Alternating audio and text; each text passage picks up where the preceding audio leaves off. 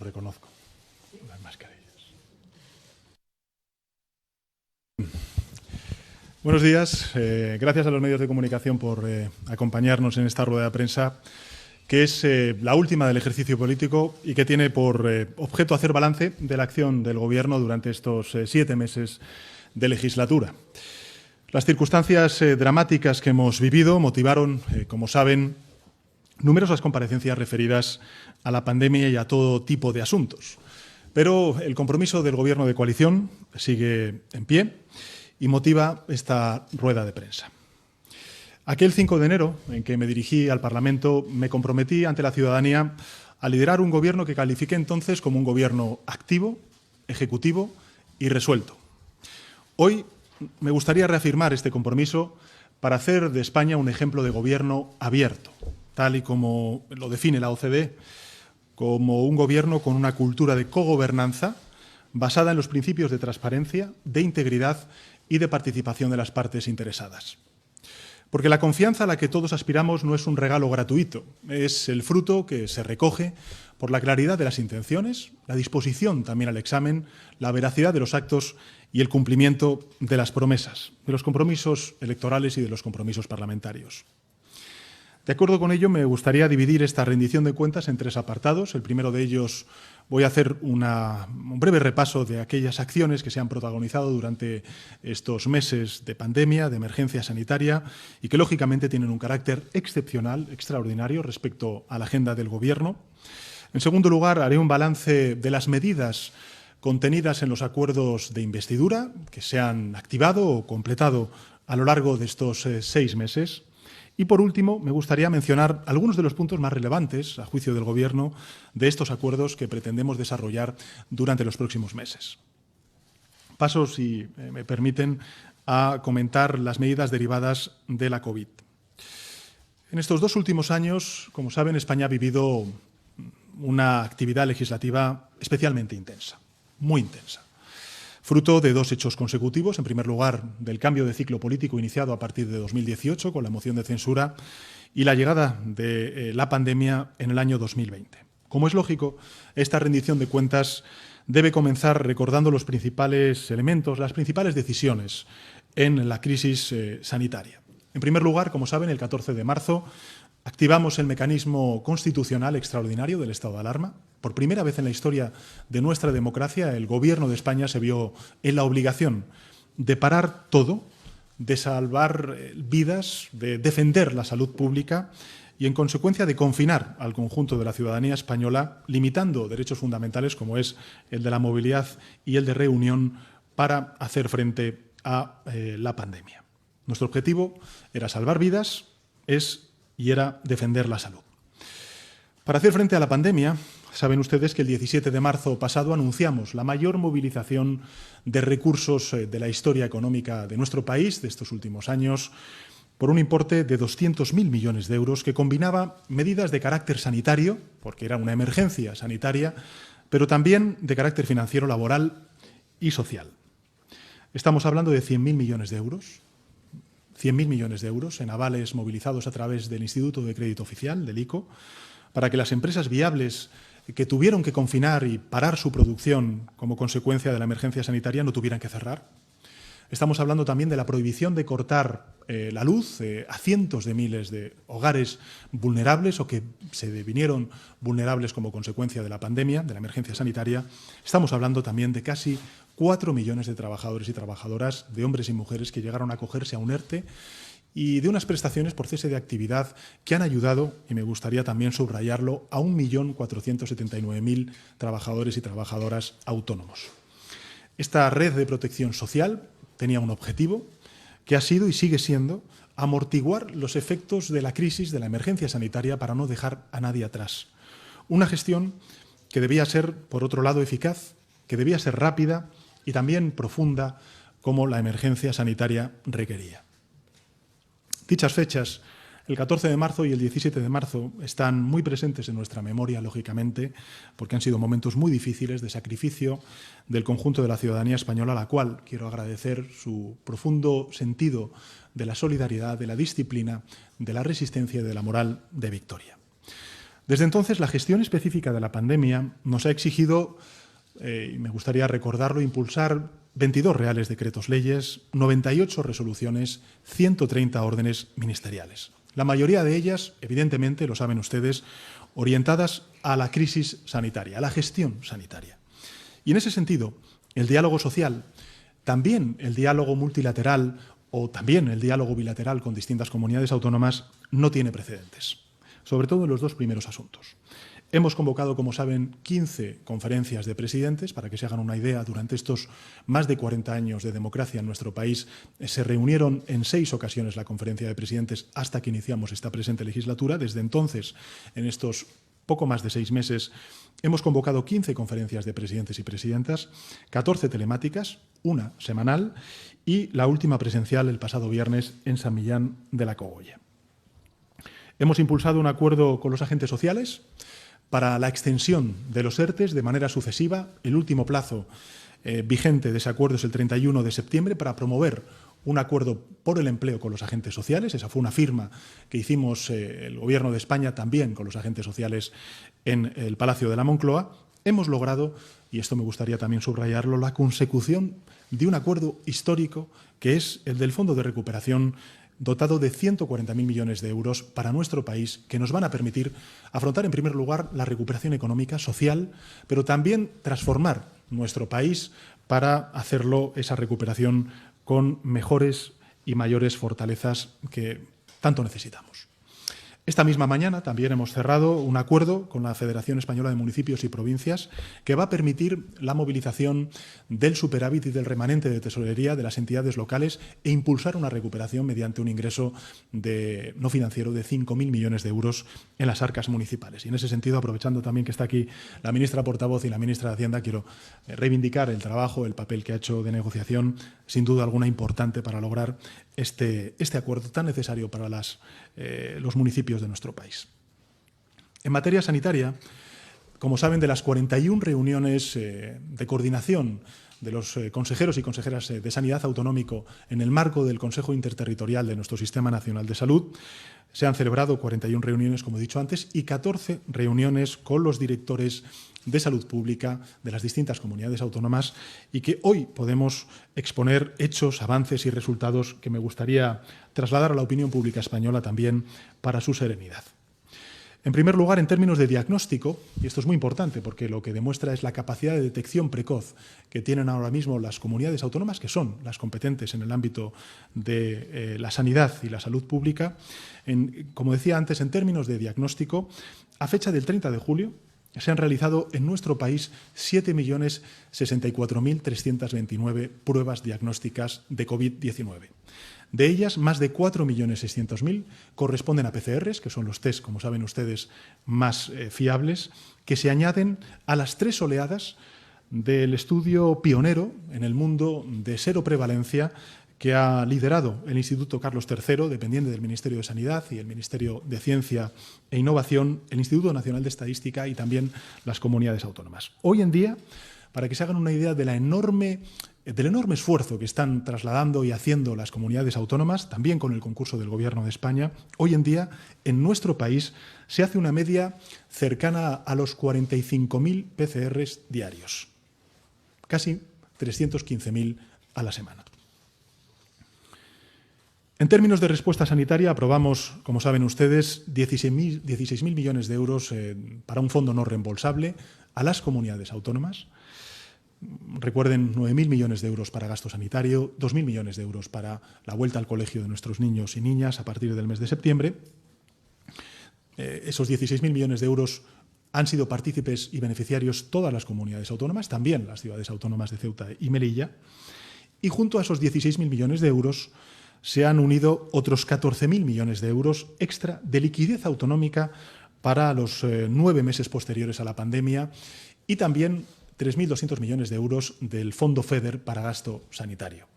A estas partidas autonómicas se suman también los 1.400 millones de euros del Fondo de Contingencia que aprobó el Gobierno de España y que está en manos del Ministerio de Sanidad desde el principio de la pandemia. Es decir, el enorme esfuerzo que se ha hecho de transferencias por parte del Gobierno de España a las comunidades autónomas para atender la emergencia sanitaria no tiene precedentes. Estamos hablando de más de 30.000 millones de euros en manos de las comunidades autónomas para hacer frente a todas las consecuencias en el ámbito de sus competencias. Más allá de las cuestiones estrictamente financieras, que son lógicamente importantes, hay que resaltar la movilización, yo diría que épica, del personal sanitario, pues más de 81.900 profesionales adicionales se pusieron a disposición de las comunidades autónomas durante la pandemia. 81.900 nuevos profesionales adicionales que se han puesto a disposición de las comunidades autónomas para proteger vidas, para defender la salud de todos. Y yo quiero reconocer, lógicamente, el trabajo de ellos, de ellas y también de todos los profesionales sanitarios que han estado defendiéndonos durante estos largos meses, intensos meses de pandemia. En términos de prevención, además de los más de 195 millones de EPIs distribuidas por parte del Gobierno de España en las comunidades autónomas, hemos reforzado nuestra reserva estratégica, que era una de las demandas del conjunto de la población, sobre todo de los profesionales sanitarios, contando hoy en España, el Gobierno, me refiero, el Gobierno central, con más de 24 millones de unidades de material sanitario. Otra de las medidas adoptadas, como saben ustedes, fue el control del precio de las mascarillas, que en contra de algunos vaticinios erróneos no originó problemas de escasez y sí frenó la especulación que se vio al principio de la crisis. La cantidad citada se ampliará excepcionalmente tras el reciente acuerdo firmado por el Gobierno de España con las comunidades autónomas, un acuerdo marco con el Instituto Nacional de Gestión Sanitaria para adquirir una cifra exorbitante, 3.700 millones de unidades adicionales para protegernos del COVID-19 durante los próximos años. Y en términos de investigación, porque me parece importante también subrayar el papel que está jugando la ciencia en esta emergencia sanitaria, España formará parte del proceso de producción de la vacuna que prepara la farmacéutica Moderna, siendo uno de los 5 primeros países a nivel mundial en ensayos clínicos para el COVID-19. Actualmente se están realizando 102 ensayos clínicos autorizados por la Agencia Española del Medicamento y muchos de ellos han sido respaldados por el Fondo COVID-19 español, que financia más de 200 proyectos de I+D+I iniciados desde la pandemia. Y de cara a los rebrotes, que sé que es algo que lógicamente angustia al conjunto de la ciudadanía española. El pasado 16 de julio, el Ministerio de Sanidad y las comunidades autónomas acordamos el plan de respuesta temprana en un escenario de control de la pandemia por COVID-19. Un documento que dota al Sistema Nacional de Salud de una mayor capacidad para prevenir, para atajar posibles incrementos de transmisión del virus. Lo he dicho en muchas ocasiones, tenemos que mantener vigilantes a nuestro Sistema Nacional de Salud, pero también tenemos que trasladar serenidad, calma, porque efectivamente hoy estamos mucho mejor preparados como sociedad, como profesionales sanitarios en el Sistema Nacional de Salud para hacer frente a los rebrotes que estamos registrando de manera precoz en nuestro país. Este, a grandes trazos, es el balance de la lucha contra la pandemia que todavía continúa. Y me gustaría recordar que todas estas medidas excepcionales obedecen al mandato de la Organización Mundial de la Salud, que es, de alguna manera, quien está pilotando esta crisis desde el punto de vista multilateral. Un mandato que exige a los gobiernos de todo el mundo cumplir de forma equilibrada 3 criterios que han sido la guía de nuestro hacer. En primer lugar, la respuesta sanitaria eficaz, es decir, defender vidas, salvar vidas, defender la salud pública. La mitigación de los desequilibrios socioeconómicos derivados del confinamiento, con esa cantidad ingente de recursos humanos, de recursos financieros, mejor dicho, que hemos puesto en marcha. Y, finalmente, el cumplimiento de los derechos humanos. En definitiva, estar ciñéndonos de manera fiel, leal, total, yo diría, al mandato constitucional de nuestra Carta Magna. Estos fueron los principios rectores que inspiraron la recuperación del derecho a la sanidad universal que activó el Gobierno socialista en 2018 y sin que más de 800.000 personas habrían quedado desprotegidas en plena pandemia. Y esto me gustaría también trasladarlo, agravando excepcionalmente la incidencia del virus en nuestro país. Como pueden entender, hasta los más acérrimos enemigos de la sanidad universal Si hay personas excluidas de la atención sanitaria, esas personas, además de estar desatendidas, se convierten en un riesgo para los demás. En esto, como en tantas otras cosas, el egoísmo es pernicioso para todos. La insolidaridad no es buena para nadie. En segundo lugar, me gustaría hacer un balance de gestión de los acuerdos de gobierno y también de los acuerdos de investidura, que es a lo que me comprometí también en el debate de investidura y también en la primera rueda de prensa que tuve ocasión de comparecer ante los medios de comunicación. Es cierto que a menudo pues existe una gran diferencia entre decir y hacer. Y la misión de un gobierno abierto, ejecutivo y resolutivo, como es el que queremos para nuestro país, el que yo creo que necesita nuestro país, es que esa diferencia deje de existir entre el decir y el hacer. Para ello, debemos dejar a un lado las opiniones y someternos en consecuencia al juicio de los datos. Como es público, el acuerdo de gobierno de coalición progresista contenía 428 compromisos. 428 compromisos. De ellos, les anuncio que más del 55% se ha activado hasta el pasado 31 de julio. El 55% de esos 428 compromisos se han activado hasta el 31 de julio, estando previsto que se complete el cumplimiento del 17,3% de los mismos antes de final de año. Es decir, en un año habremos conseguido cumplir íntegramente casi una quinta parte de los acuerdos de la legislatura, a pesar de las circunstancias absolutamente extraordinarias de estos meses pasados y que también tenemos por delante. Tenemos, en definitiva, el compromiso firme de cumplir nuestros compromisos adquiridos. Y gracias a ello, según nuestra previsión, a finales del año 2021 el 100% de dichos compromisos estará activado y cerraremos el año 2023 habiendo completado íntegramente el 90% de los objetivos marcados y habiendo iniciado el restante 10% que va a precisar de un mayor plazo para su ejecución íntegra. Unos datos que responden a la promesa contraída por parte del Gobierno de España el pasado 5 de enero de liderar, como he dicho antes, un gobierno activo, ejecutivo, resuelto. Un gobierno, en definitiva, que actúa. Lo dije en el Congreso de los Diputados, en la última comparecencia en la que tuve ocasión de poder explicar el acuerdo de la Unión Europea. Esta va a ser una legislatura larga, va a ser una legislatura fructífera. Se podrá estar más o menos de acuerdo en la orientación política del Gobierno, eso es legítimo, pero creo que es difícil negar que este es un Gobierno que decide, que actúa y que se audita y que se autoevalúa como estamos haciendo hoy, orientado a la acción y a los resultados a lo largo de la legislatura. Más allá de los porcentajes, sin duda alguna importantes, y a efectos de la valoración de la acción del Gobierno, es imperativo que repasemos brevemente cuáles han sido las medidas implementadas más relevantes a juicio del Gobierno, sea en su fase de activación o en su fase de consecución.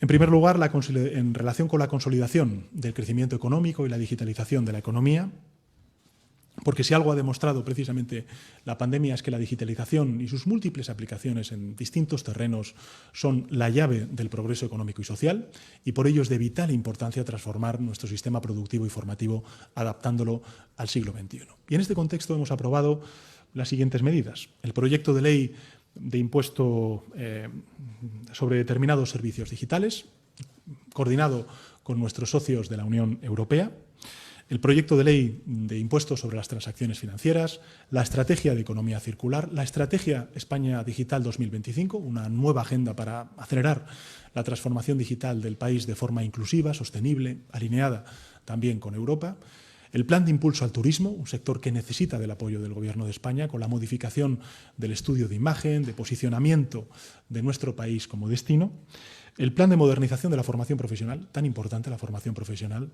que además de añadir nuevos grados de profesiones de futuro, incluye la enseñanza de competencias digitales en todos los grados. Estamos dignificando la formación profesional. Esta es una de las grandes transformaciones que queremos para nuestro país dentro de 4 años. Y, en segundo lugar, la transición ecológica, junto con la transición digital. Lo he dicho en muchas ocasiones, para el COVID-19 encontraremos, la ciencia, espero que más pronto que tarde, encontrará una vacuna, pero para el desastre climático no hay ni habrá vacuna disponible. El termómetro sigue subiendo y solo nos queda detenerlo.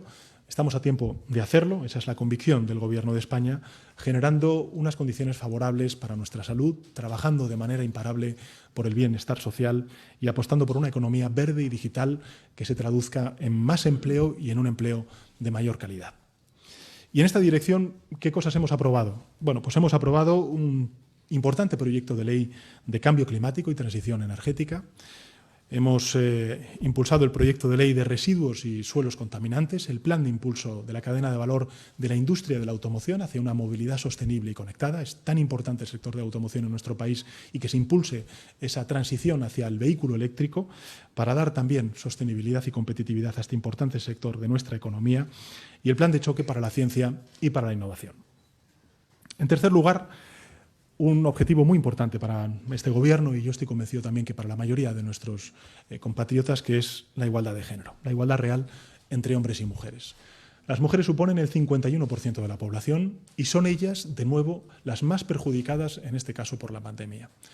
Habiendo asumido la mayor parte de las tareas de cuidados, es imposible hacer de España un país competitivo, fuerte, cohesionado, cuando la mayoría de la población se está viendo perjudicada crisis tras crisis, ese 51% que representa la población femenina en nuestro país. Las transformaciones no serán reales si no llevan implícitas la perspectiva de género, la igualdad en cualquiera de los ámbitos. No es solo una cuestión de justicia social, que también, cuando avanzan los derechos de las mujeres, avanzamos el conjunto de la sociedad. La igualdad también entre todos los miembros de la comunidad, porque ya nadie puede tener dudas de que la cohesión social es el mayor motor de transformación, de crecimiento, de competitividad de cualquier tipo de economía, de cualquier tipo de sociedad. Y en ese sentido, ¿qué hemos aprobado? Pues hemos aprobado, como saben ustedes, la tramitación del anteproyecto de ley orgánica de garantía de la libertad sexual, que asegura la sensibilización, la prevención, la detección, la atención y la protección y reparación. Se ha puesto en marcha el botón SOS en la aplicación AlertCops, que permite tanto al personal sanitario como a las víctimas de violencia de género requerir de forma discreta la asistencia de las fuerzas y cuerpos de seguridad del Estado. En cuarto lugar, la cohesión social y territorial. Cohesión social entre los españoles, que más tienen y que menos tienen, y la cohesión territorial. No puede quedar nadie atrás. Y este es un Gobierno que defiende la igualdad entre ciudadanos y también la igualdad entre territorios.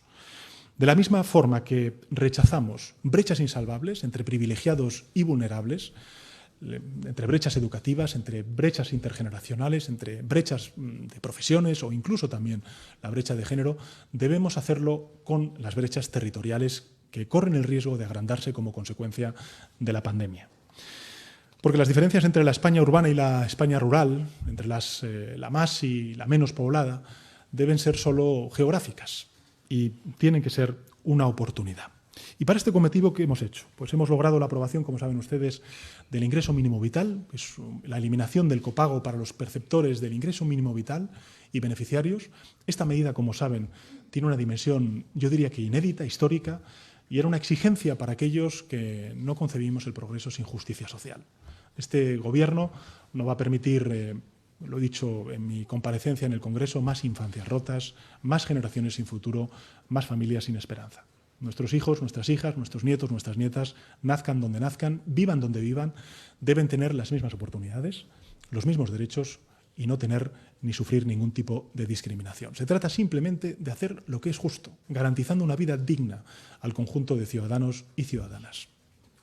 Y en este sentido, pues también hemos procedido a reformar el sistema estatal de becas, las ayudas al estudio, incrementando la inversión en un 22%, con el fin de asegurar la igualdad de oportunidades para todos los estudiantes, con independencia de su situación socioeconómica, y hemos hecho efectivo el aumento del 2% del sueldo de los empleados y empleadas públicos mediante el correspondiente Real Decreto Ley en enero de 2020. Y también hemos aprobado, como saben ustedes, un proyecto de ley que modifica la Ley Orgánica de Educación, un proyecto de ley para la protección integral de la infancia y de la adolescencia frente a todo tipo de violencia, la subida del salario mínimo interprofesional en el marco del diálogo y el consenso social, la eliminación del despido objetivo por faltas de asistencia al trabajo vinculadas con las enfermedades comunes, aun justificadas con un parte médico, la revalorización de las pensiones, la culminación, en definitiva, del tercer tramo de equiparación salarial de las fuerzas y cuerpos de seguridad del Estado. Y, por último, hemos abierto una mesa de diálogo para lograr el reencuentro, esa agenda del reencuentro entre Cataluña y el conjunto de España, en una apuesta decidida por la convivencia, por la fraternidad, por la concordia y el acuerdo no solo entre gobiernos, sino también el reencuentro de la propia sociedad catalana. Y lo hemos hecho desde la seña de identidad de este Gobierno, que quise además subrayar en mi discurso de investidura, que es el diálogo. Esta tiene que ser, debe ser y va a ser, después de la pandemia, aún con mayor ahínco, la legislatura del diálogo. Porque si los logros existen, es gracias a la predisposición sincera al diálogo, a la solución dialogada, desde la creencia y la confianza en el poder del diálogo para avanzar y cumplir con los objetivos. Así quisimos comenzar esta década de transformaciones, y así lo estamos cumpliendo. Una nueva actitud para un tiempo nuevo, reflejada, por ejemplo, en la celebración de 87 conferencias sectoriales entre el Gobierno de España y los gobiernos autonómicos.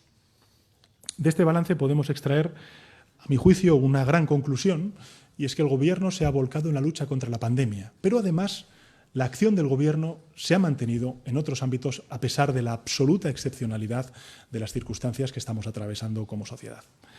A pesar de que la lucha contra la pandemia ha movilizado la mayor parte de nuestros recursos, de nuestras fuerzas políticas, durante los meses pasados hemos podido desarrollar en este tiempo importantes medidas que figuraban ya en la agenda del Gobierno, que figuraban en nuestros acuerdos de investidura, incluso complementar algunas de ellas, o completarlas, mejor dicho, algunas de ellas muy significativas, como es, por ejemplo, el ingreso mínimo vital.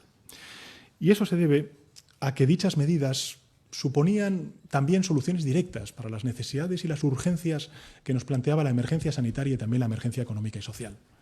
España tenía un proyecto de transformación encaminado a fortalecer nuestras capacidades, nuestras posibilidades, en un contexto global de un cambio vertiginoso, como estamos viendo, y la pandemia del COVID ha acelerado la necesidad y la urgencia de abordar esos cambios, como sociedad y como instituciones.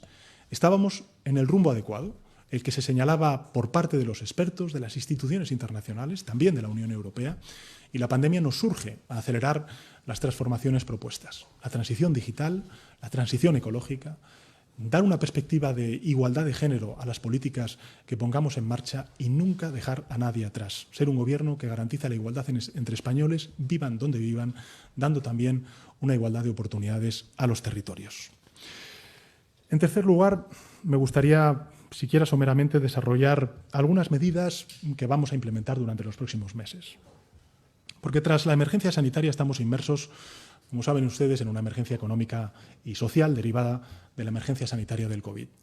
Siempre he sido partidario de hablar claro a los ciudadanos.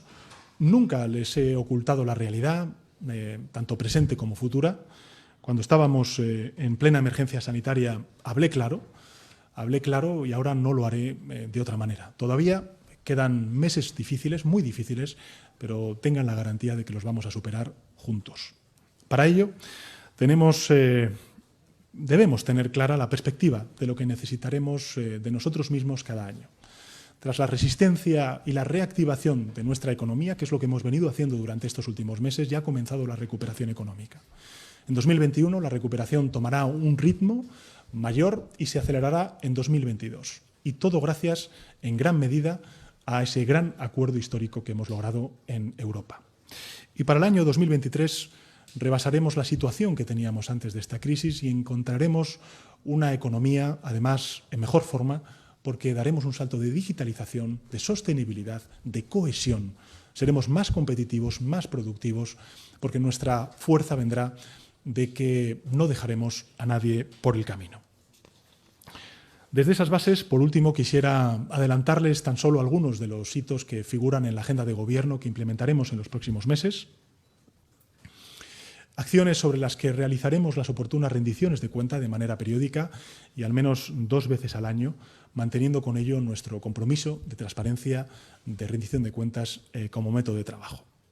En primer lugar, como no podía ser menos, seguiremos dando una atención preferencial a las medidas contempladas en el programa de Gobierno en relación con la salud, con la economía de los cuidados, actualizar la estrategia de salud mental, restablecer los tratamientos de reproducción asistida en la cartera de servicios comunes del Sistema Nacional de Salud, aprobar el Plan Nacional de Choque de Cuidados y, como primer paso, para la construcción de un sistema estatal de cuidados. En segundo lugar, reorientaremos el Plan Estatal de Vivienda 2018-2021 para impulsar el alquiler asequible, también la rehabilitación, por considerarlo un paso imprescindible para avanzar en nuestros objetivos no solamente de justicia social, no solamente de emancipación de la gente joven en nuestro país, sino también de creación de empleo. El sector de la construcción es un sector muy importante para la economía de nuestro país y también para la creación de empleo y el sostenimiento del tejido productivo.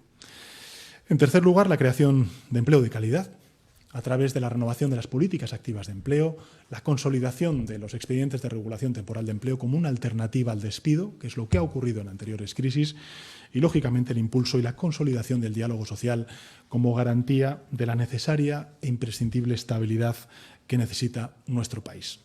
En cuarto lugar, en el ámbito del empleo público presentaremos el proyecto de ley de la función pública y de la Administración General del Estado. Desarrollaremos el Estatuto Básico del Empleado y Empleada Público. De forma más específica, elaboraremos un pacto de Estado para la modernización de la Administración de la Justicia, que es una de las reformas estructurales que necesita nuestro país y que es tan necesaria para un sector clave de nuestro país como es el sector público y, sin duda alguna, también para las empresas y ciudadanos. Y, en quinto lugar, como acciones concretas que contribuyan al crecimiento económico, y ya estaban avanzadas además en el programa de gobierno previo a la pandemia, aprobaremos el Estatuto del Consumidor Electrointensivo, tan necesario para nuestra industria. Igualmente presentaremos el tercer Plan de Acción para la Internacionalización de nuestra economía, 2021-2022. Aprobaremos la Carta de Derechos Digitales, tan importante en esta transición digital, dotarnos de derechos ante grandes corporaciones que trabajan con los datos, con la intimidad, lógicamente, de todos y cada uno de los ciudadanos. Esto me parece que es un hito fundamental, una Carta de Derechos Digitales, el Plan Estatal de I+D+I, así como la Estrategia Española de Ciencia, Tecnología e Innovación 2021-2027. Si algo se ha demostrado es que la ciencia, que seguro, estoy convencido, nos dará una alegría pronto en forma de vacuna, es un pilar fundamental, ya no voy a decir para el progreso, para la cohesión, sino también hasta incluso para la propia seguridad de las sociedades, como es el caso de la pandemia que estamos atravesando. Y también vamos a fomentar una política de infraestructuras mayor, aumentando la inversión en trenes de cercanía, de corredores tan importantes como es el corredor mediterráneo y el corredor atlántico. En sexto lugar, saben ustedes que este es un gobierno comprometido con la igualdad entre españoles, también con la cohesión territorial, y por eso uno de los principales objetivos que tenemos es seguir impulsando todas aquellas medidas tendentes a abordar el reto demográfico pendiente de nuestro país. Una medida de gran alcance económico, social, con la que llevamos tiempo comprometidos y que ahora adquiere especial relevancia en el contexto de apuesta por una recuperación, como he dicho antes, inclusiva, digital, sostenible. En séptimo lugar, en el terreno de la igualdad, elaboraremos un plan estratégico de igualdad de oportunidades 2020-2022 que trace las líneas maestras de la acción en materia de igualdad en la administración pública, y también vamos a presentar el borrador de ley integral para la igualdad de trato y la no discriminación.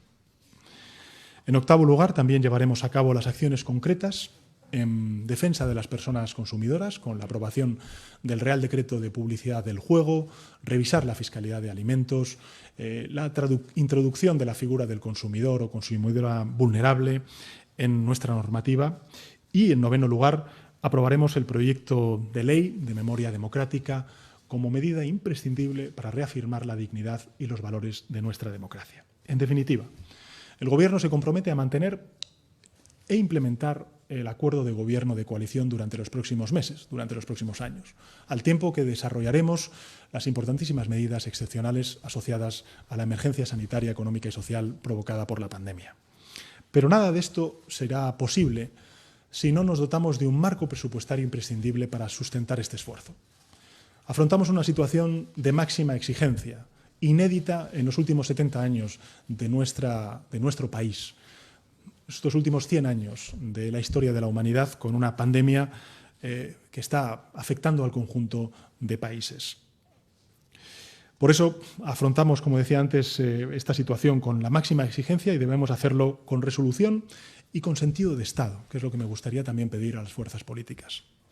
Es tarea del Gobierno elaborar unos nuevos presupuestos generales del Estado y es responsabilidad de todas las fuerzas políticas arrimar el hombro, hacer las aportaciones necesarias para alcanzar su aprobación. No hay ganancia posible en el fracaso y esto es algo que debe quedar muy claro. La recuperación precisa, además del acuerdo europeo, de un nuevo acuerdo presupuestario. Y por eso llamo a todas las fuerzas políticas a arrimar el hombro y a que en este próximo semestre podamos aprobar unos nuevos presupuestos que sean los presupuestos de la recuperación y la cohesión social. Quisiera, finalmente, terminar este balance con una observación que me parece relevante. Hemos hablado de compromisos activados, de acciones complementadas en tan solo 6 meses, de los hitos señalados que den continuidad a la agenda de Gobierno en los próximos meses, como acabo de referir.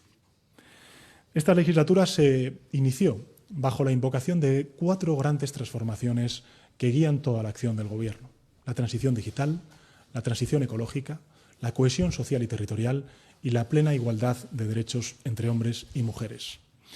A las pocas semanas, la pandemia irrumpió en nuestras vidas, en las vidas de los españoles, de los europeos, de todos los ciudadanos del mundo, y puso en primer plano el papel de la digitalización, la inminencia de la emergencia climática, la necesidad de la cohesión social y el papel relevante de la mujer. Exactamente las transformaciones que España necesita y que quedaron ya identificadas en el cambio de ciclo político que vivimos 2 años atrás y que hoy forman parte de las grandes transformaciones pendientes que está demandando también, no solamente nuestro país, sino Europa. Unas transformaciones que, si entonces parecían convenientes, ahora se demuestran imprescindibles. Antes constituían una agenda nacional, hoy presiden una agenda continental. Unas transformaciones que merecen la suma de todas nuestras capacidades, de todas nuestras voluntades en el país, de la misma manera que ha merecido la unión de fuerzas muy dispares en el marco europeo. Porque después de lo sucedido, ningún gobierno podrá volver a plantearse su gestión en los plazos siempre insuficientes de los intereses partidistas. Muchas de las medidas que hoy desgranamos en esta rendición de cuentas van más allá del marco de la legislatura. Exigen, en consecuencia, estabilidad, compromiso por parte de todos, porque determinarán nuestro futuro. Determinarán nuestro futuro no ya durante los próximos 3 años, no ya durante los próximos 5 años, sino estamos hablando del futuro de las próximas generaciones. Y merecen no solo el conocimiento de la ciudadanía, sino también la contribución de sus críticas, de sus esfuerzos, de sus aportaciones para conseguir el objetivo de progreso y bienestar que es común en el conjunto de ciudadanos y ciudadanas de nuestro país.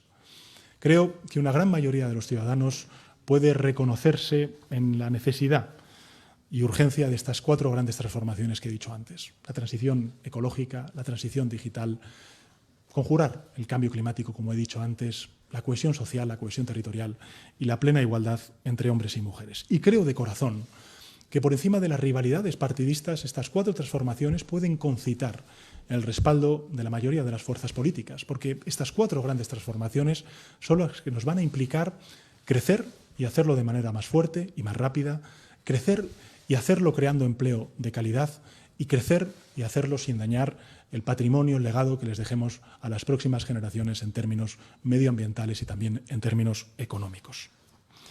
No podría cerrar mi intervención sin rendir un agradecimiento expreso y también quisiera decir emocionado a todos los servidores públicos que han trabajado infatigablemente al servicio de todos y todas los españoles y españolas. Gracias, gracias una vez más por su profesionalidad, por su sacrificio y, diría más, por su humanidad. Y esa gratitud tiene un cariz personal en el caso de las ministras y los ministros a quienes les ha correspondido desempeñar labores de gobierno durante este tiempo tan excepcional. El mes de enero iniciábamos una acción de gobierno basada en un histórico acuerdo de un gobierno de coalición progresista por primera vez en la historia de nuestra democracia a nivel estatal, que se complementaría con diversos pactos con otras fuerzas políticas y también con los agentes sociales.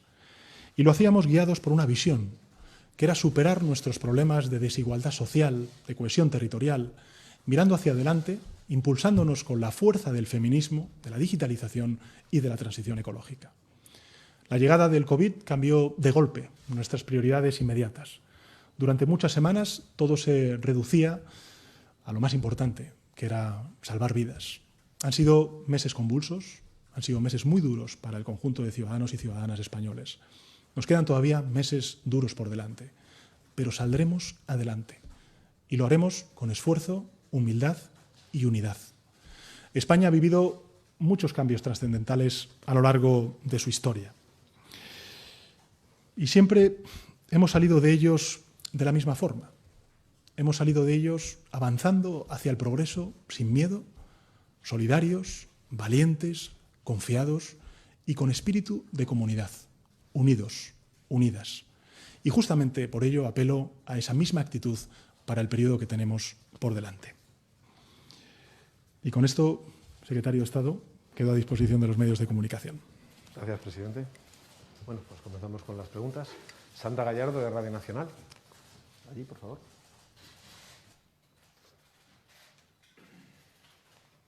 Ahora mismo te pasa luego un micrófono, no te preocupes, estaba dando la vuelta.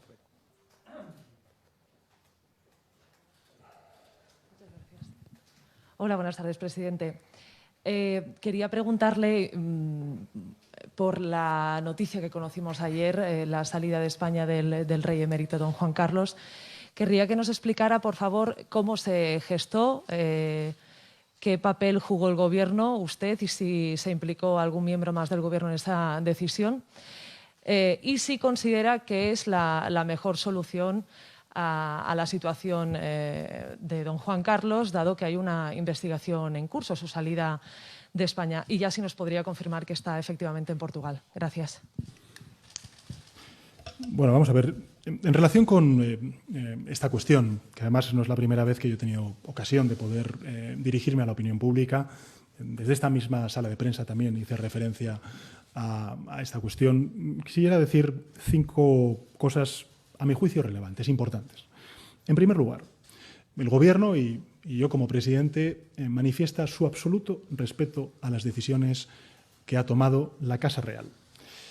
Y manifestamos ese absoluto respeto por cuanto hay detrás de la decisión que ha tomado la Casa Real, que es la de distanciarse de supuestas conductas cuestionables y reprobables por parte de un miembro de la Casa Real.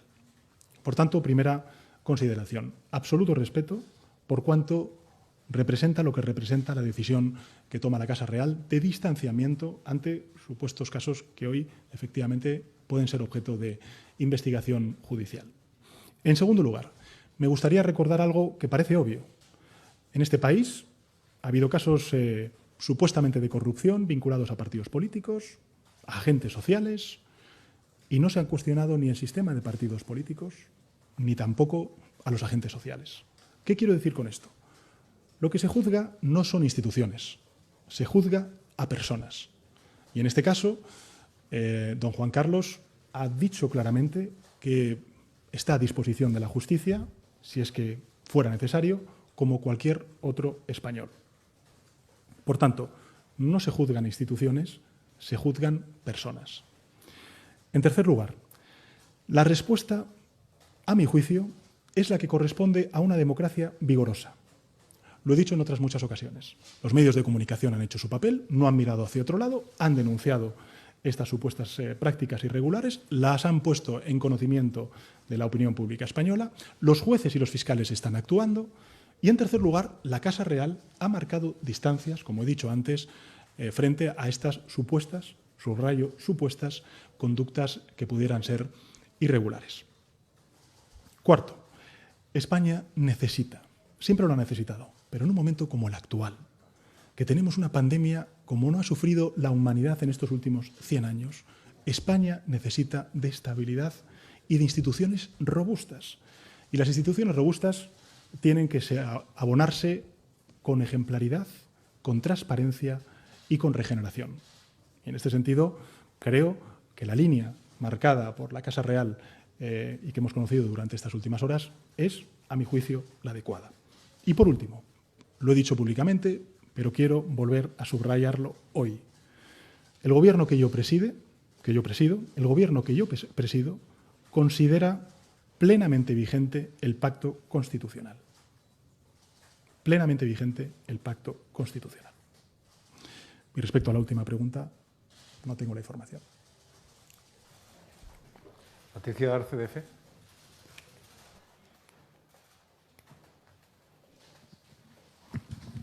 Hola, buenas tardes, presidente. Vuelvo a la pregunta de Sandra por si nos puede decir efectivamente cuál ha sido su papel en todo este proceso, si nos puede dar un detalle al respecto. Y me gustaría que comentara las palabras de su vicepresidente segundo, que fue ayer muy duro diciendo que lo que ha hecho el rey Juan Carlos ha sido una huida indigna. La ministra Irene Montero, además, se ha quejado de que los ministros de Podemos no tenían conocimiento de la decisión del rey emérito. Quería saber si usted informó al conjunto del Gobierno y también, por favor, si informó a los partidos políticos. Y luego solo una cosa más sobre el Gobierno de coalición. Ayer hubo bastante tensión sobre todo por parte de los ministros de Podemos, que se quejan de su diálogo con Ciudadanos. ¿Cómo va a abordar la negociación presupuestaria con Ciudadanos, teniendo en cuenta que hay una parte del Gobierno que no se siente representada en ese diálogo? Gracias. Muchas gracias, Patricia. En relación con, la cuestión que usted me refiere, los asuntos de los despachos entre el jefe del Estado y el presidente del Gobierno son discretos, son confidenciales y, en consecuencia, en ese ámbito queda. Lo que puedo decirle como presidente del Gobierno es que, lógicamente, nosotros respetamos la decisión que toma la Casa Real porque consideramos que efectivamente demuestra que marca distancia respecto a una serie de supuestas conductas que pueden ser susceptibles de calificarse como irregulares. A partir de ahí, nosotros no tenemos nada más que añadir. En relación con el debate presupuestario, vamos a ver. Yo creo que todos somos muy conscientes de que una crisis económica y social derivada de la emergencia sanitaria que estamos atravesando y que todavía no ha terminado, con los presupuestos del año 2018 de una anterior administración, no se pueden responder de una manera eficaz y equitativa como aspira el Gobierno de España. Por tanto, el planteamiento es otro. El planteamiento es ¿qué partidos políticos están dispuestos a arrimar el hombro en esta situación crítica, inédita para la historia de nuestro país reciente? Esta es la pregunta. ¿Qué partidos políticos están dispuestos a arrimar el hombro? Desde luego, la base de los presupuestos generales del Estado, como lo he dicho, además lo he referido en mi anterior intervención, son los acuerdos de gobierno de coalición, la hoja de ruta. Y se tienen que plasmar, lógicamente, en el proyecto presupuestario. Pero recuerdo, somos 155 escaños. Para aquellos ciudadanos y ciudadanas que no tienen, pues lógicamente, la suma en su cabeza, porque están en otras cosas, lógicamente, pues necesitamos 176 escaños. Por tanto, necesitamos 21 escaños más. Vamos a hablar con todas las fuerzas políticas, con todas y cada una de las fuerzas políticas, y les vamos a pedir altura de miras, que arrimen el hombro. En definitiva, cuando se trata del interés general, del interés nacional, yo diría, como estos presupuestos de la recuperación, aquí no hay límite de aforo. Todos los partidos políticos que quieran arrimar el hombro son bienvenidos. Son bienvenidos. Muy bien. Juan Ruiz, del Periódico. Sí, yo quería insistir sobre una cosa que le han preguntado y es ¿por qué no informó a sus socios de coalición de la salida del rey emérito de España? Y luego también sobre Ciudadanos. ¿Diría usted entonces que Podemos, con sus críticas a la posibilidad de que Ciudadanos apoye esos presupuestos, está ahora mismo arrimando el hombro? Gracias. Sin duda alguna. De hecho, lo he dicho en muchísimas ocasiones, estoy francamente satisfecho con el trabajo del Gobierno de coalición. Este es un Gobierno que se ha enfrentado desde los primeros días a la mayor pandemia, a la mayor emergencia sanitaria de los últimos 100 años. Estoy satisfecho y orgulloso del trabajo de todos y cada uno de los ministros y ministras del Gobierno de coalición. Faltaría más. Y, de hecho, ese proyecto de presupuestos generales del Estado tiene que ser un proyecto basado, cimentado, en el acuerdo de gobierno que firmamos el Partido Socialista y Unidas Podemos. Sin duda alguna. Y respecto a la primera de las preguntas, Juan, decirle lo que he dicho antes. Son conversaciones discretas las que tengo con el jefe del Estado. En ese ámbito es donde quedan y, lógicamente, sí que le digo que, como presidente del Gobierno, yo lo que tengo que hacer, y hago, porque además creo en ello, es respetar la decisión que ha tomado la Casa Real. por todo el mensaje que representa, de marcar distancias y de caminar hacia unos parámetros de ejemplaridad y de transparencia que creo que pueden encontrar el aplauso y el reconocimiento de una amplia mayoría de ciudadanos y ciudadanas en nuestro país, con independencia de voten lo que voten cuando haya elecciones.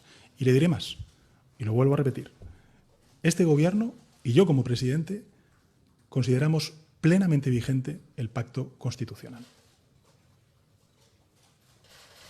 Cristina Dalao, del Independiente.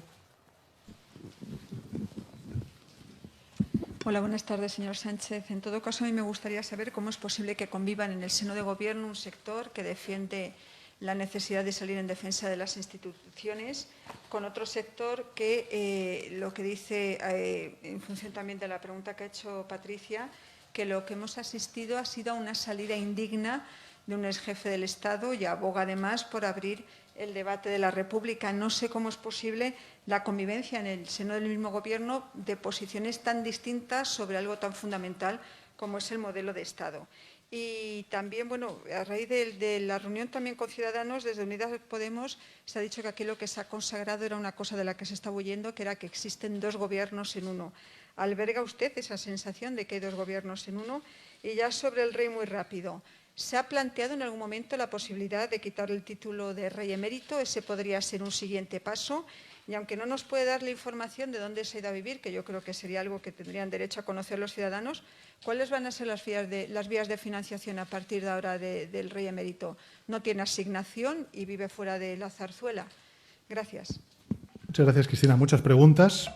Algunas que puedo lógicamente responder porque tengo el conocimiento y otras no porque no tengo el conocimiento. Pero sí le diré en relación con la convivencia. Bueno, estos son los gobiernos de coalición. Los gobiernos de coalición, si tienen una hoja de ruta y hay un compromiso claro, es el que se inscribe, se firma, se rubrica en el acuerdo de gobierno. Esa es nuestra hoja de ruta.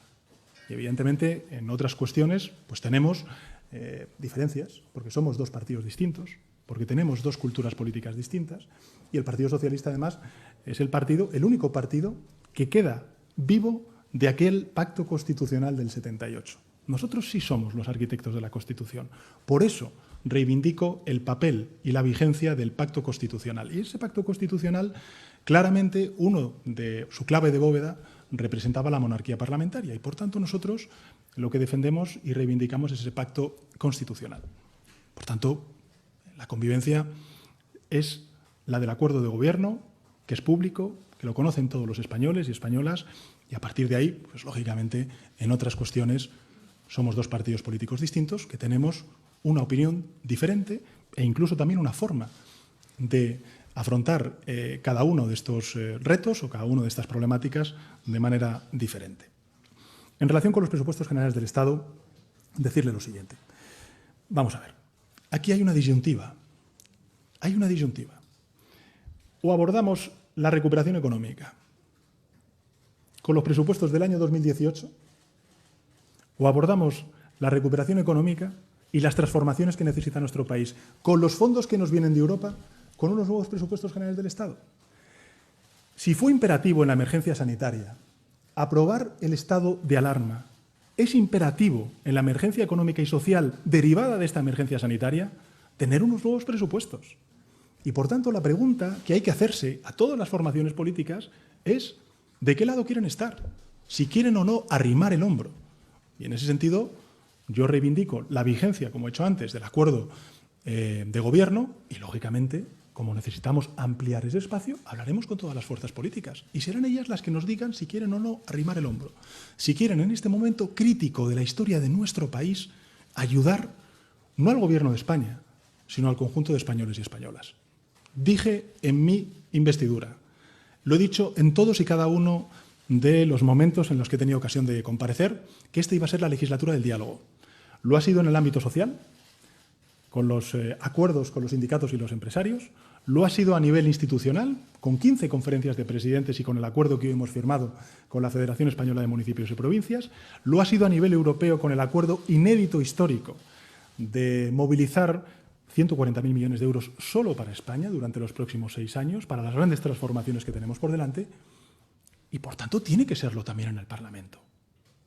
Si en Europa Nos hemos puesto de acuerdo con gobiernos con orientaciones políticas absolutamente dispares, enfrentadas, diría yo.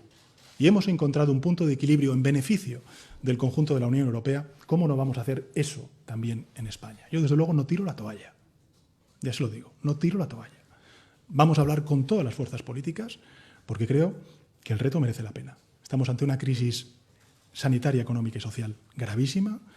Nos quedan por delante meses muy duros y creo que los españoles que nos están viendo lo que quieren es ver a sus instituciones y a sus partidos políticos unidos.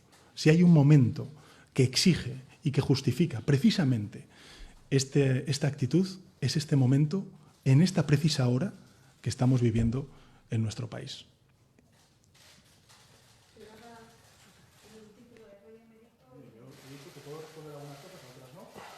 Que usted quiera hacer un titular de eso, yo no se lo voy a dar. Juan Antonio Nicolai, de News Diario.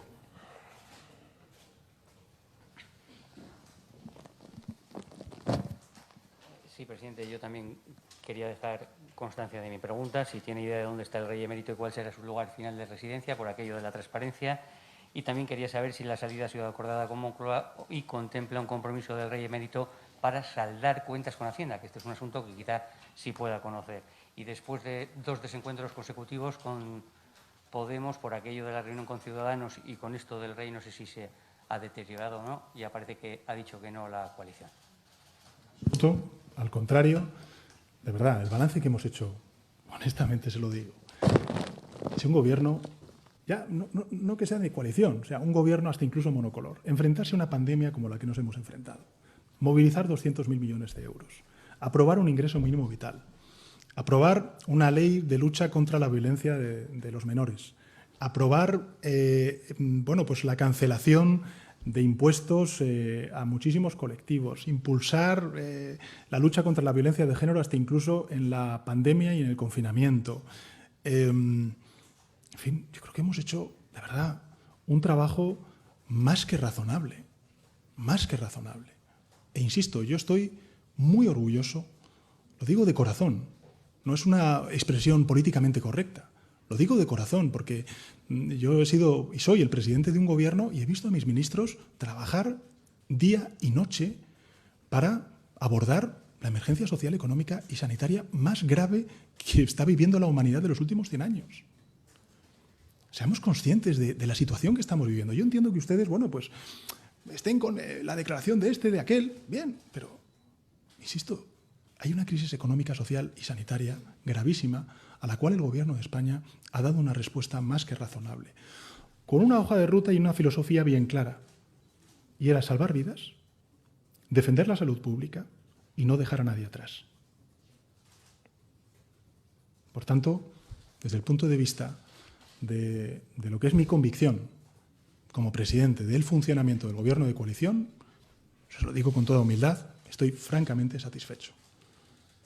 Nos quedan meses muy duros por delante, al conjunto de la ciudadanía española. Meses muy duros. Yo siempre he hablado claro. No quiero esconder la gravedad de la situación que vivimos y que sufren muchos hogares que seguro nos están viendo desde sus pantallas en sus casas. Vivimos una situación muy inédita, de mucha angustia. Y por tanto lo que tenemos que hacer es dar certezas, dar estabilidad y ser conscientes de que tenemos por delante una hoja de ruta de recuperación que puede ser también una gran oportunidad para transformar nuestro país a mejor. Y desde luego eso es en lo que está el Gobierno de España. Por tanto, desde el punto de vista de lo que es la reflexión del Gobierno, le voy a responder a usted y a todos lo mismo, porque lo creo. Porque lo creo. Y en relación con la primera de las preguntas, insisto, las conversaciones entre la Casa Real, el jefe del Estado y mías como presidente del Gobierno tienen un ámbito de confidencialidad y de discreción que yo, desde luego, voy a respetar. Yo voy a respetar.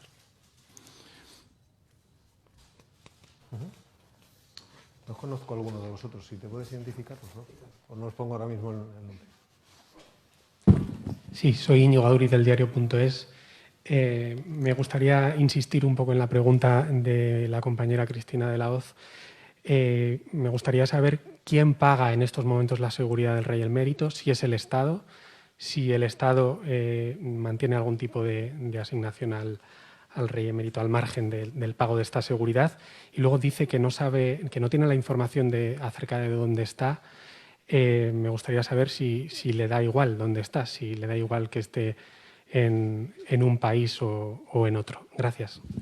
Lo más importante, honestamente creo que es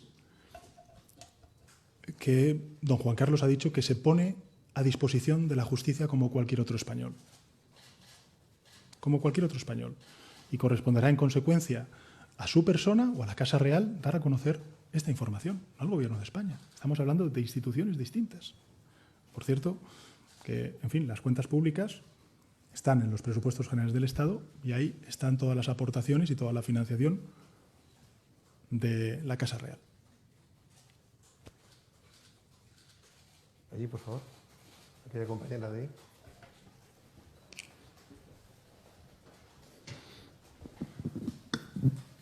Sí, buenas tardes. Tenía varias preguntas. En primer lugar, quería preguntarle, ¿es consciente de que algunos de los compromisos políticos con Unidas Podemos no van en línea con las recomendaciones de Bruselas? Hablo, por ejemplo, de la reforma laboral. Si eso puede afectar a su encaje y si podrían quedarse fuera de la legislatura. En segundo lugar, quería preguntarle, en otras ocasiones ha hablado de subidas fiscales, ahora no ha mencionado, quería saber en qué momento de la legislatura anunciarían esas subidas.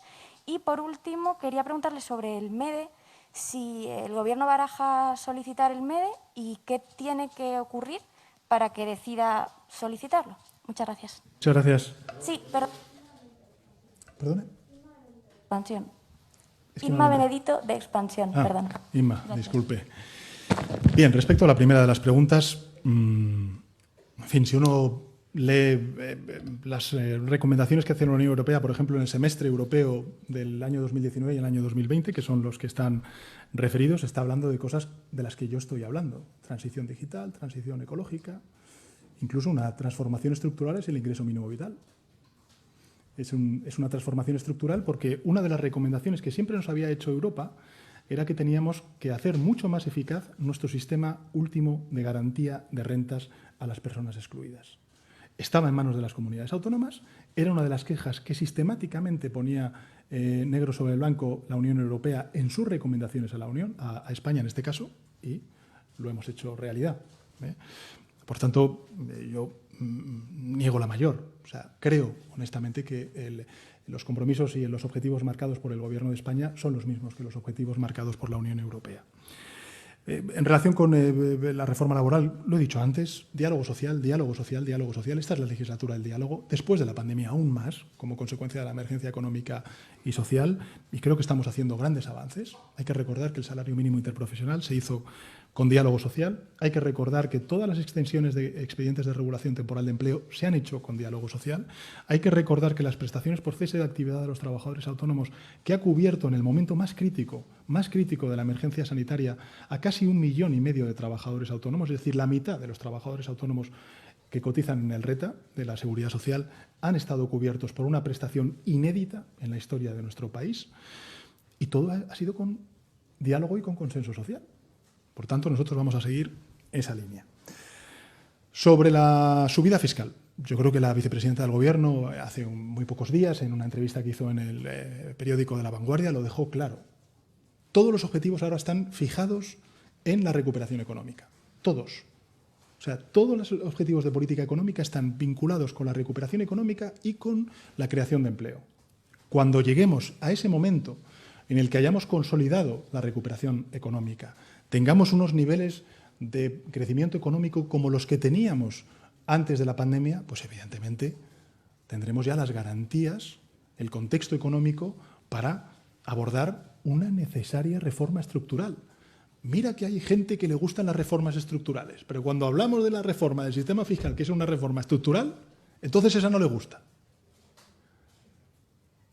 Pero tenemos que hacerla.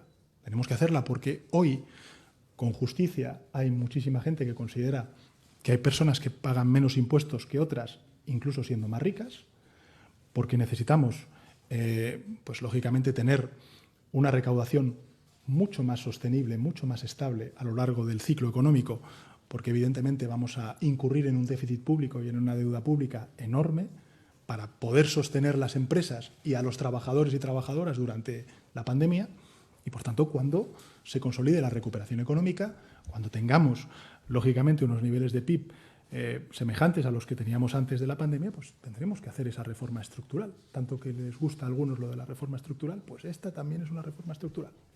En la agenda conservadora nunca se habla de esta reforma estructural, pero esta es importante, porque de esta crisis no podemos salir con un estado del bienestar más endeble. Tenemos que salir con una sanidad más fuerte. Y en relación con el MEDE, que yo no sé muy bien cuál es la cuestión. O sea, nosotros hemos apoyado la creación del MEDE. España se va a acoger al Fondo de Reaseguro del Desempleo que nosotros hemos propuesto y que se aprobó en el Eurogrupo. Por tanto, y ahora tenemos el Fondo de Recuperación. Yo entiendo que hay gente que cree que con esto pues ya pueden entrar en el tema de si a España se le ha rescatado o no. Pues sí, pero eso es un juego, de verdad, que a mí me importa más bien poco. Más bien poco. Nosotros vamos a acogernos al Fondo de Reaseguro del Desempleo porque queremos proteger a los trabajadores que están en los expedientes de regulación temporal de empleo. La oposición dirá que eso es un rescate. Yo lo digo, efectivamente, es un rescate a los trabajadores y trabajadoras que necesitan del apoyo de lo público. Y se lo vamos a dar. Con nuestros recursos propios, como hemos hecho hasta ahora, invirtiendo más de 4.000 millones de euros al mes en proteger el puesto de trabajo de millones y millones de trabajadores en nuestro país. Y ahora sí, vamos a hacer frente a ese coste con la solidaridad europea. Por supuesto que lo vamos a hacer. Y, por cierto, esto del MEDE que usted comenta es para gastos sanitarios.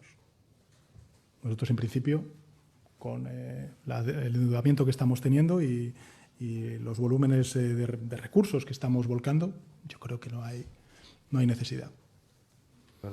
Noelia, ¿no? Noelia Ontoria de Onda Madrid. Allí. Gracias. Buenas tardes, presidente. Voy a insistir en algunas preguntas que le han hecho mis compañeros. Al margen de la discreción que tienen que mantener las conversaciones que usted tiene con el rey Felipe VI, ¿ha sido usted desleal no comunicando a los miembros de su gobierno de Unidas Podemos esta decisión? ¿Lo hace porque no confía en ellos? Y el Gobierno sabe cómo se va a mantener Juan Carlos I en el extranjero, teniendo en cuenta que se le quitó su asignación como rey emérito. Muchas gracias.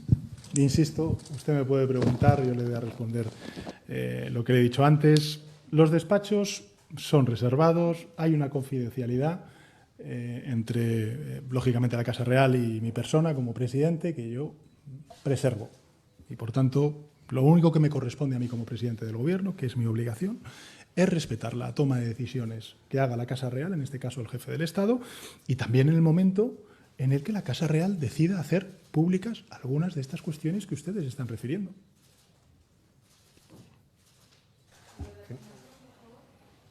Ya se lo he dicho. Ya. Ot Serra de Ara. Buenas tardes, presidente.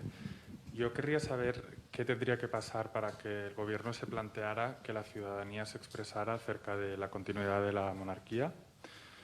Y cambiando de tercio, ayer los comunes presentaron una propuesta de reforma del delito de sedición que básicamente habla de violencia con armas. Yo querría saber qué se plantea el PSOE con esto y si le gusta la propuesta de Unidas Podemos. No la he leído, no he tenido tiempo.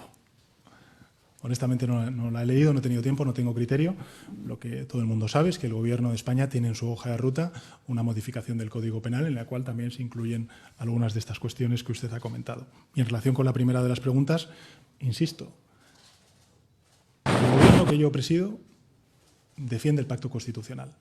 El pacto constitucional es la monarquía parlamentaria. Evidentemente, nosotros defendemos instituciones robustas, estabilidad institucional. Y eso exige de transparencia y de ejemplaridad. Y creo que el paso dado ayer por la Casa Real es un paso de distancia, de marcar distancias respecto a unas supuestas prácticas que ya veremos en qué acaban, pero que pues bueno, pueden ser susceptibles de un reproche judicial. Gracias. Muchas gracias.